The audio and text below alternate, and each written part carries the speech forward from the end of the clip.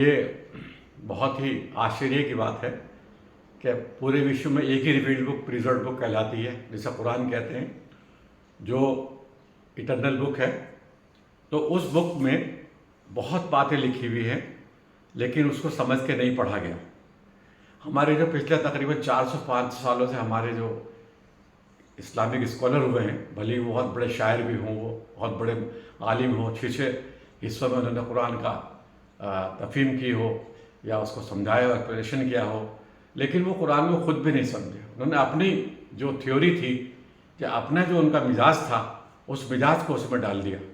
जो लड़ने भिड़ने का मिजाज था, मैंने देखा है पूरे कुरान में, जब भी हम कोई वीडियो बनाते हैं तो फ़ौरन हमारे हम वतन लिखते हैं कि आप कुरान की तारीफ़ क्यों कर रहे हैं, इसमें तो लड़ाई की बातें हैं, इसमें तो मारने की बातें हैं।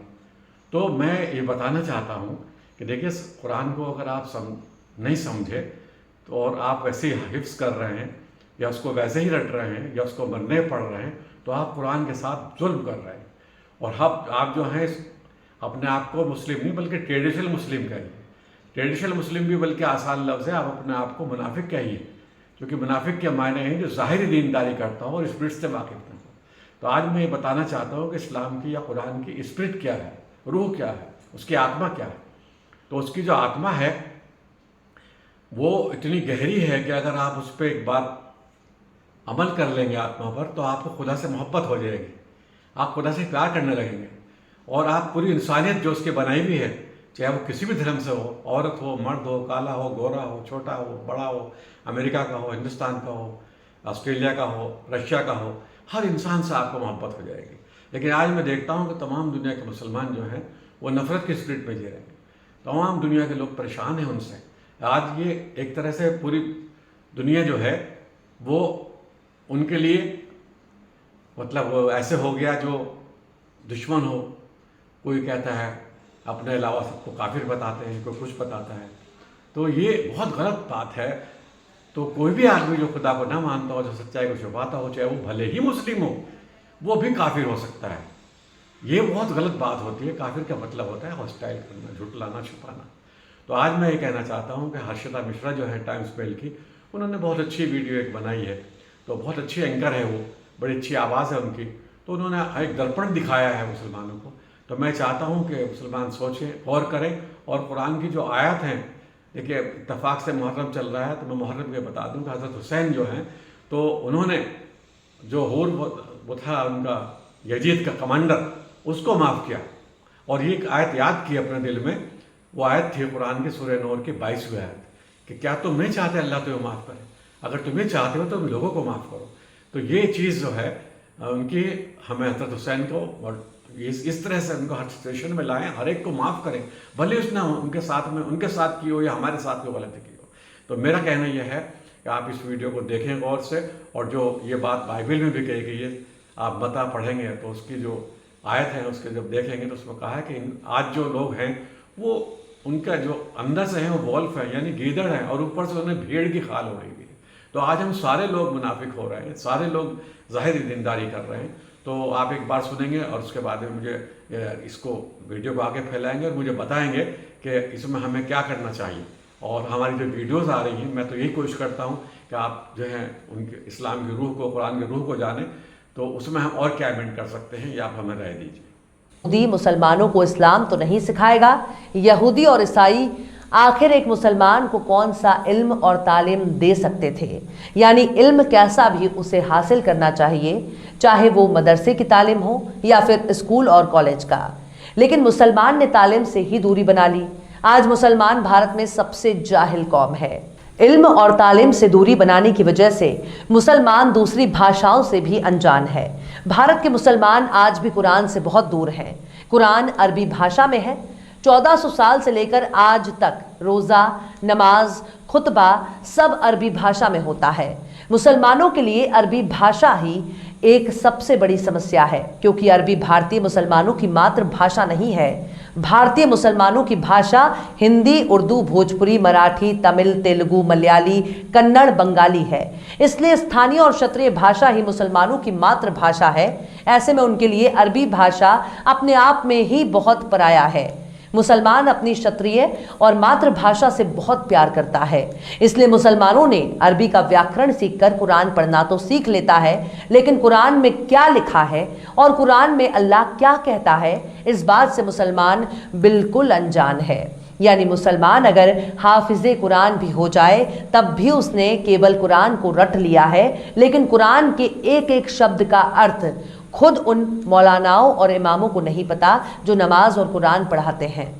19वीं सदी में सबसे पहले कुरान का ट्रांसलेशन और अरबी भाषाओं में किया जाने लगा, तब जाकर पढ़े लिखे मुसलमानों में थोड़ी बहुत इस्लाम और कुरान की समझ पैदा हुई। इससे पहले मौली साहब जो कह दें उसी को सच मान लिया जाता था, और मौली साहब जैसों ने ही मुसलमानों को कुरान पढ़ाकर भी कुरान से दूर कर दिया, और आज भी मुसलमानों को नए दौर के एजुकेशन सिस्टम से दूर रहे हैं। लेकिन आज भी हर मुसलमान कुरान को पढ़ना नहीं जानता, क्योंकि अरबी उनके लिए एक अनजान भाषा है।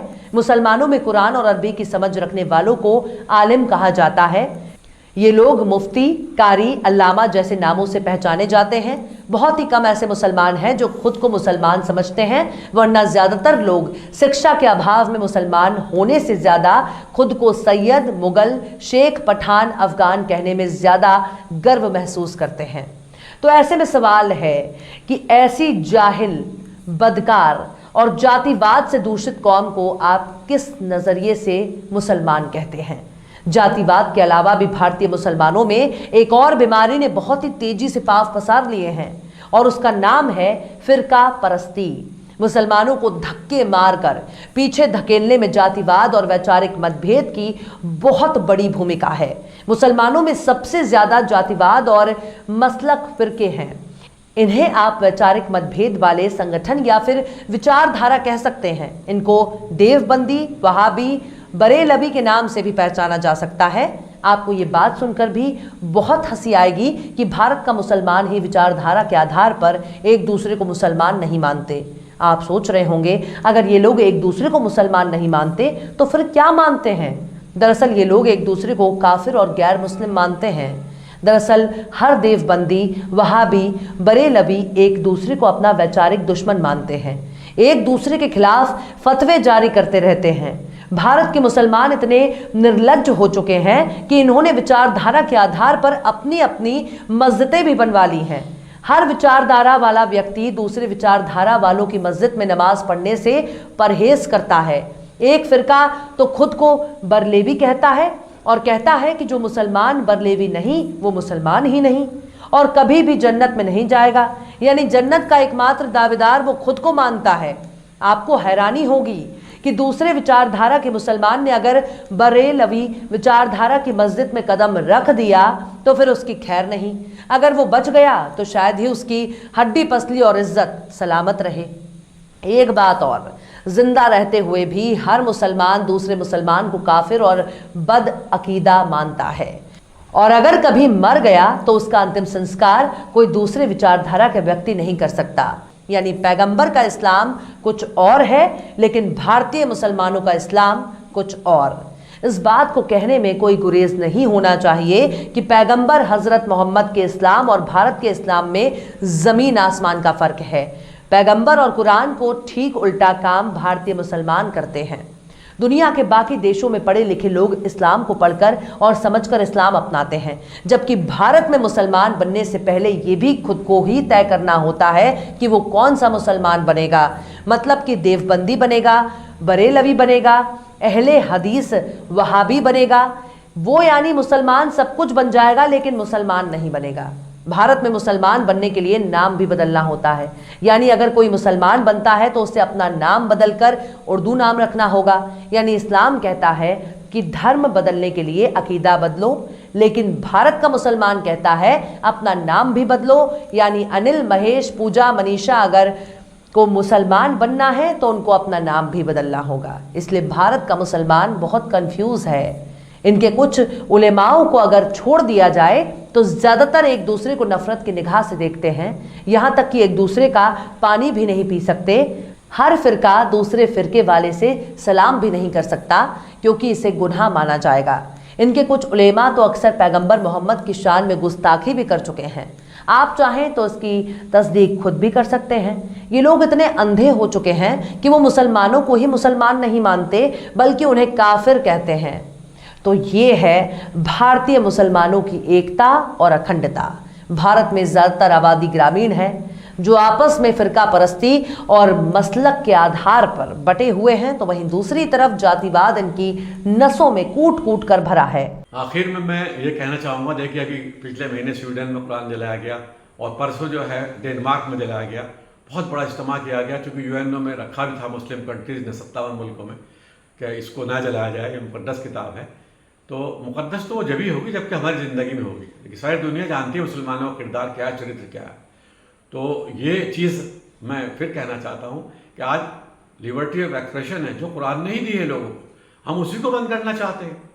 नहीं, हमें अपने आप को रूह में डालना है, अपने को उसकी आत्मा में डालना है, हमें अपने आप को कुरान की स्पिरिट में डालना है। जब हम अपने आप को कुरान की स्पिरिट में डाल लेंगे तो फिर हम जो है सहाबा इकराम जैसे, प्रोफेट जैसा और हज़रत इब्राहिम जैसा किरदार हमारे अंदर पैदा होगा। जब हम ऐसे होंगे तो जहाँ पर भी हम होंगे उसकी खुशबू से, उसकी महक से, उस बर्फ़ की ठंडक से लोग मुतासिर होंगे और फिर वो हमारे से गले लग जाएंगे और सारा पूरी दुनिया, न सिर्फ भारत बल्कि पूरी दुनिया जो है वो विश्व गुरु बनेगा भारत हमारा और एक ईश्वर की पूजा होने लगेगी।